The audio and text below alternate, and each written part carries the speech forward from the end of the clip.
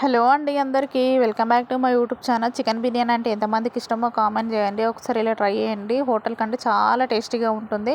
Process అయితే చూసేద్దాం. Half KG chicken అయితే తీసుకొని నీట్గా కడుక్కొని ఉప్పు, కారం, పసుపు, మసాలాలు, అల్లం వెల్లిగడ్డ, పచ్చిమిరపకాయలు, కొత్తిమీర, ఉప్పు, ఫ్రైడ్ ఆనియన్స్, పెరుగు అవన్నీ వేసుకొని మంచిగా మసాలా అయితే బాగా పట్టించి పక్కన పెట్టుకోవాలి. కేజీ బాస్మతి రైస్ని అయితే తీసుకొని నీట్గా వాష్ చేసుకొని పక్కన పెట్టుకోవాలి.